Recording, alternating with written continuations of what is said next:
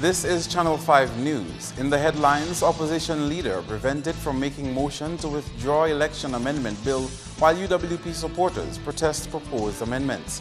Member of Electoral Commission wants referendum to discuss changes to election laws, and the head of Solid Waste Management Corporation responds to concerns of Salisbury residents over delay in garbage collection.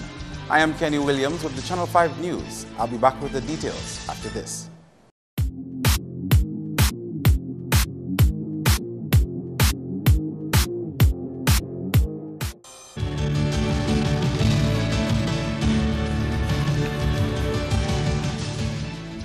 Welcome back. First up, opposition leader Lennox Linton's attempt to make a motion without notice to withdraw the bills proposing changes to the election laws were shut down by the Speaker of the House on Tuesday. The Prime Minister introduced the bills to amend the House of Assembly Elections Act and Registration of Electors Act. However, Speaker of the House Alex Boyd Knights pointed out to Linton that his motion could not stand. While Linton argued that under Standing Order 31-6, a member could make a motion with prior notice to the House, Madam Speaker advised him that he had misinterpreted the rule. The member, I think this was meant to withdraw bills that members put in. I don't know that members can withdraw other people's bills, you know. I've never heard of that before. I'm moving a motion for the withdrawal of a bill or bills that stand in the name of the Prime Minister of the Well, this is what I'm trying to tell you. A member is the person who puts in something can ask for it to withdraw, not just any member. Madam Speaker, where in the rules does it say that? But obviously, I mean, if that is the case, any member could just rise and say so. But no, you see... So it's debated. In other top stories, a commissioner on the Electoral Commission said he would prefer if government held a referendum on the amendments to the electoral laws before going to Parliament with a bill. Wayne James, a representative on the Electoral Commission for the Parliamentary Opposition, says he and the other commissioners received the amendments to the Elections Act at a meeting last Thursday. James says he and Hilary Shillingford, the other commissioner of the United Workers' Party, are not in favor of the new section which describes transportation or facilitation of transportation in a general election as legal. Unless, according to the amendment, the transportation is provided or facilitated with the intention to corruptly induce someone to vote for a particular candidate or party, he would not have voted otherwise. James feels the amendment legitimizes cheating and bribery. We had a lot to do with this because the government sent proposals to us, and this contentious part in relation to the cheating and bribery, we spend a lot of time discussing among ourselves. I can tell you, we fought a lot, Mr. Shillingford and myself, to try to bring some reasoning behind of this. Because what we are actually looking for is the reform to our electoral process. But at the end of the day, what happens after we deliberate? There is a vote. James pointed out that the votes of two of the commissioners nominated by the Prime Minister, attorneys Alec Lawrence and Kodwani Williams, and the Chairman General Burton prevailed over their position on the matter. So after deliberations, we sent our recommendations because, as I said, it was put to a vote. But what is interesting, we made a recommendation to the government that in the absence of campaign financing legislation, they should not go forward with these pieces of legislation. The government, as far as I've seen in the draft, they did not take this on board. Mr. Gerard Burton, I must say, he voted with us in relation to the campaign financing legislation. Yes. So it was Mr. Gerard Burton, Mr. Shillingford and myself. We voted for that. He says the amendments to the law should have been discussed with all sectors of society. I've always said to them that elections affect every single individual in this country. So I don't think for 5 members of our Electoral Commission to look at a piece of legislation that the government want to change and voting where it is the majority carries and so on, I don't think that this is a true reflection of what the people of the country wants. So essentially you're calling for some sort of referendum? Well, exactly. I think there should be a broader section of the society on board in that commission. So when you sit, you have a balance.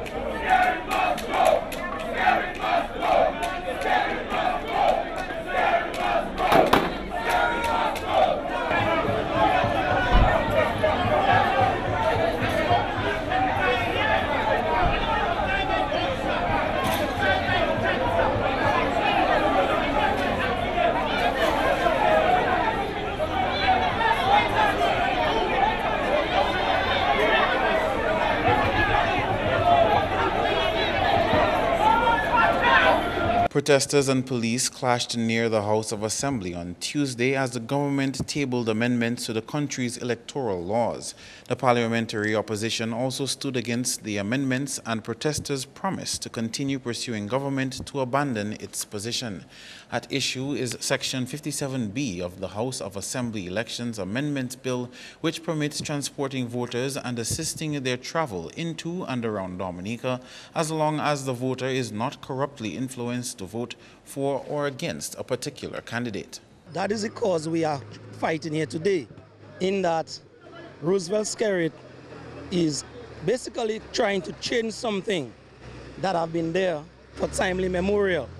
It have worked for us in the past. And we are saying, the protesters here today, why do you, as a one-man government, just to suit your own ambition, your own motive, selfish one that is, why do you want to change something that has been working for the past years? And he's even making it more grave to try to amend the laws now to say that he or his government can now pay people to come in to vote in our election, persons who, for example, live overseas for 20, 30 years. And he's now saying he wants to change the laws of Dominica to bring people into vote, pay them, that is, bribe them, treat them, that is, and then we as Dominicans just supposed to stay and just stomach that like nothing is going on. We say no to that.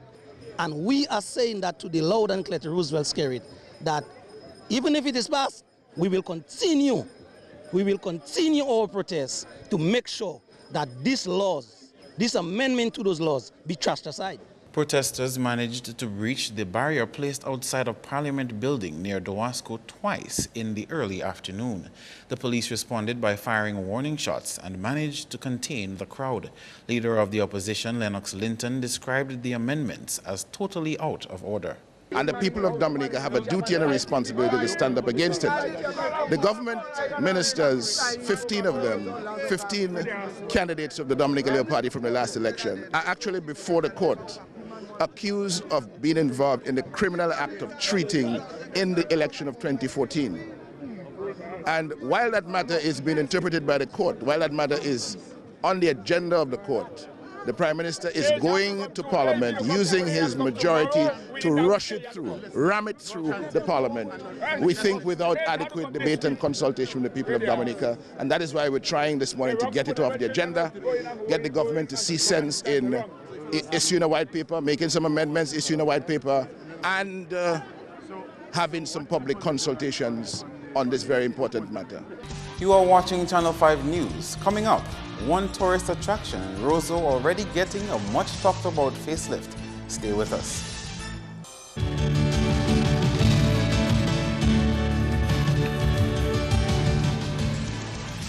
Thank you for staying with us. In other news, General Manager of the Dominica Solid Waste Management Corporation, Florian Mitchell, says if the public adhere to the Reduce, Reuse, Recycle campaign, they could avoid any event of a serious pileup of garbage in the event there are delays in the collection of garbage. The comments came on the heels of protest action in Salisbury on Monday, where villagers disclosed that one of the reasons for blocking the roads was the long overdue visit by the Solid Waste Management Corporation. Mitchell says while Monday's actions were unfortunate and uncalled for, if proper waste disposal was practiced, then the accumulation of garbage would not be an issue. A lot of the communities where people would call and say that there are disparities within the collection system, there are actually recycling components in those communities. It could be that the people are not aware of that initiative, and when we developed that initiative was to complement what we are offering to the public, because we know from time to time, because of all the need for it, you're going to have problems with respect to regular waste collection. And I'm appealing to every single Dominican to start separating your waste. Reduce, reuse, recycle. We've been saying that for a lot of years. And the response that we're getting from the public is very, very minimal. Mitchell pointed out that composting should be a widespread practice in rural communities, as these sorts of waste can easily be put to use. Just probably 3 weeks ago, having a chat with the collection team, and that is one of the communities that they highlighted that they're still seeing a lot of recycled material going out in general stream. they're still seeing a lot of composting material go to the general waste stream. And seeing that this community is an agricultural community, we would not expect, or we do not expect to see that level of composting material coming from the general waste stream.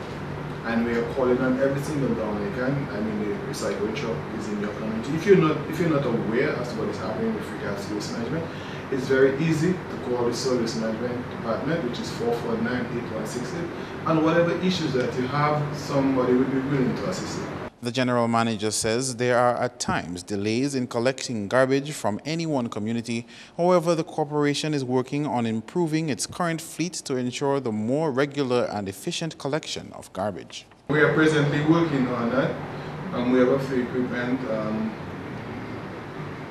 One we just recently started, so we hope by this week will go up. The other one, we have some overheating issues, so the gasket just came in a couple of days ago, so we should be having that other vehicle up. So at the end of the week, we should have at least 2 or 3 of our fleet that are currently up online, so that will help improve and bring some normalcy to the collection system. But again, I want to implore again, please take advantage of the recycle. Don't say it's a lot of it, because it's it takes nothing from you. The schedule for collection along the West Coast communities is Monday and Thursday for general refuse and every other Thursday for recyclable material. On to health matters, Prime Minister Roosevelt Skerrit said he plans to meet with management of the nursing service this week to understand challenges confronting nurses and get their recommendations for improvements. He was speaking in the context of nurses fleeing the country for better opportunities abroad. The Prime Minister, however, has dismissed the idea that the healthcare system is suffering from a serious nursing shortage. I mean, 1 or 2 might be leaving, but the numbers that we had, let's say prior to 2007, 2005 and so on, we don't have those numbers in numbers at all. We have seen a dramatic decrease in nurses leaving. And of course, what we did in response to the nursing shortage, among other things, is to train nurses. Because before we had trained 50 nurses, 20 nurses every 3 years. I remember once with the assistance of Cuba, we trained over 100 nurses at one time. You know, and now there are programs for midwifery and so forth at the State College, because we need more of those people, especially in the old districts and so forth. So we're training people in that area. Mr. Skerrit has acknowledged that his government cannot compete with the treasuries of the governments of the United Kingdom and the United States. I can tell you, many nurses who have gone to the so-called greener pastures, when they get there, they found out that the grass is not green as they think. We'll continue to address nurses' issues. I know that there are salary negotiations taking place, but beyond salary negotiations, there are things that can be done that will benefit the nurses in the short, the medium term, and the long term. And I intend to meet personally with the management of the nursing service. Meanwhile, Health Minister Dr. Kenneth Daru said health authorities will do what is necessary to address staffing concerns to complement the new hospital. The Ministry of Health would have also come up with a comprehensive human resource plan or human resource needs to man or to woman, in that case, the new hospital to include the nurses. I'm sure you know also that we, apart from the ongoing training of the nurses, and I mean, one cannot deny that under this administration, at the time that we've seen the most training, that we've seen the most assistance in terms of further in this of specializing, as the PM also mentioned. In addition to this, you mentioned this, but also doctors. We have also embarked on a very aggressive plan in training, specializing specialized doctors. As we speak, a dozen or so of our students, locals, are being trained, to offer new and exciting services that otherwise would not have been available locally. People would have had to travel overseas for. So the human resource part of it we are dealing with. And wrapping things up with a tourism item, that a means of increased economic activity is the main idea behind upgrades to the scenic Jack Walks Trail in the Botanic Gardens. Earlier this year, Minister for Tourism, Senator Robert Tung, announced that improvement work would be taking place at the tourist site as part of the overall Roseau Enhancement Project. In a recent interview with media, Senator Tung reported that works are progressing nicely and soon Dominica will be able to offer an enhanced tourist experience. We're also doing some work in collaboration with the forestry department to enhance the Jack's Walks Trail. A lot of persons have complained, well, a few people have complained that they see too much concrete, but the concrete areas are the areas where you have the steps, and you must do it properly because many people are falling in those areas.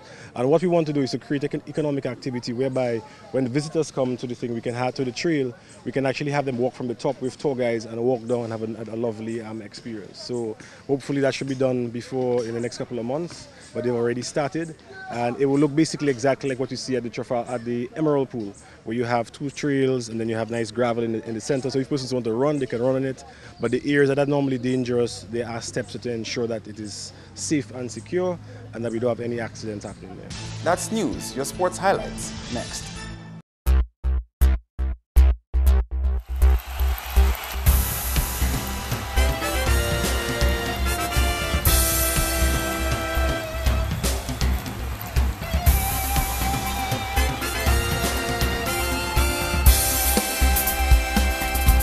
First up in sports, the Big Edge Gifford Tuse Softball Cricket Development League continues with one match on Wednesday evening. The Poirier playing field is expected to have exciting cricket when the much-anticipated match between Pititsa Van Erikans and Point Michelle takes place. First knock is at 6:30 p.m. Next up, one more local footballer will get an opportunity to play outside of Dominica at the professional level soon. Ruverson Pierre-Louis of Dublin Football Club will travel to Trinidad and Tobago on Wednesday to play with Pro League Club Caledonia AIA in the Trinidad Professional League. He joins Kelrick Walters, who left for Caledonia earlier this year. Well, I was happy when I get the opportunity to play. When I get the call up, I was very happy. Well, as I get the chance to play to Trinidad, I try to make the best of it. For now, I will just have to try and make the best of the right turn. And use what my coach told me to try and just make it how I can. As I can see, that is the best training I ever had. And he's one of the best coaches, the best coach we ever had in Dominica. So that's what I can say. I never had the chance to train the team, but for him. Pierre-Louis' move on the professional circuit was made possible by the Dominica Football Association in collaboration with national coach Rajesh Joseph Lachu. Pierre-Louis made his senior national team debut against Guadeloupe last week and was instrumental in his local club winning back-to-back titles in the Premier League. Currently, there are 3 Dominican footballers at the professional level in Trinidad as the DFA seeks to provide them with opportunities at the professional level. On the basketball scene, the 2017 Flow DABA League moves to Portsmouth this Wednesday with one match. At 7 p.m., Paybush Snipers will come up against 767 Sports Club. The 9 p.m. game between Thunderers and Intellico Security Service Raiders has been postponed. Meantime, in the sports division under 15 secondary schools basketball championship on Monday, St. Mary's Academy enjoyed a 24-point lead in their game against Pierre Charles Secondary, finishing with scores 89-65 in favor of SMA. Top scorers for the winning team were Jonathan Henderson with a total of 39 points and Koath Barron 31. Yawani Regis had a game high of 42 points for PCSS, however that was in a losing effort with Mini Link supporting with 9 points. Sports continues with this item where over 60 students have moved up their rank on the martial arts scene following recent examinations here. Shian Shanna Robbins says the students' achievement over time has helped produce a quality of martial arts that is internationally recognized. Over the weekend, we had a wonderful and amazing examination for the karate students of the Universal Martial Arts Academy, where over 65 students move on to the next level in the Universal Martial Arts Academy system, Robin Rio. And the Roseau section, we had over 50 students who advanced to the new ranking belt system. And in Portsmouth, we had over 12 students who also advanced in their ranking system. We're looking forward to have a good and wonderful belt changing ceremony coming up very soon, I think maybe this Thursday, and celebrating as well 2 years of independence, of creating our own local martial arts system that is unique and competitive and authentic to the international martial arts world. Finally, in sports, 16 teams will move to the next round of the 2017 Guineas Knockout Domino competition following the recent qualifying stage. Dangerous Enemies defeated Fire Services. Scores: Enemies 4,005, Fire Services 3,618. Hits 4,032, Skills 3,442. Purple City Boys 4,040, Runners Boys 3,407, Mount Zion 4,026, Domlek Boys 2,372, Non-Players on Castles 4,013, Warriors 3,348, Tremors 4,005, Golden Ants 3,898, Wake Up Stars from Portsmouth 4,036, Stars from Anzime 2,664, Remix from Eggleston 4,024, Strikers from Trafalgar 2,448, Dolphins from Scottsdale 4,005, 007 2,269, Rebels from Funkole 4,008, Casgory 3,054, Babdad from Grandford 4,005, Laplain 3,084, and Rockers from Paybush 4,037, Valence from Monwatchet 3,334. The top 16 teams to the next round of the competition goes as follows: Layu, Rivier Civic, Matrix, One Case, Dangerous Enemies, Hits, Purple City Boys, Mount Zion, Non-Players, Tremors, Wake Up Stars, Remix, Dolphins, Rebels, Babdad, and Rockers. That's all the sporting highlights for now. Join us next time.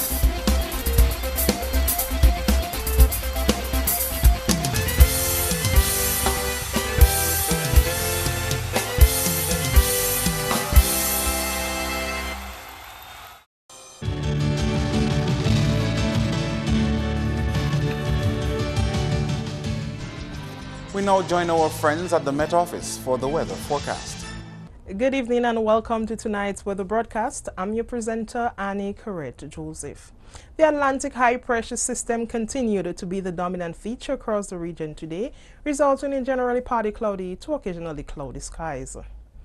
Visible satellite imagery showed low-level clouds and high-level clouds over Dominica during the afternoon, resulting in generally fair to partly cloudy skies. Radar imagery indicated minimal shower activity across the Lesser Antilles this afternoon. Conditions for tonight: fair to partly cloudy, hazy and breezy with some isolated showers. Similar weather conditions can be expected tomorrow, and temperatures are expected to peak near 33 degrees Celsius. Sea conditions: moderate in open water, with waves expected to peak near 8 feet. Small craft operators and sea bathers, you are advised to continue to exercise caution. Conditions for the next 3 days: Wednesday, fair to partly cloudy skies with some isolated showers. On Thursday, partly cloudy skies with some scattered showers.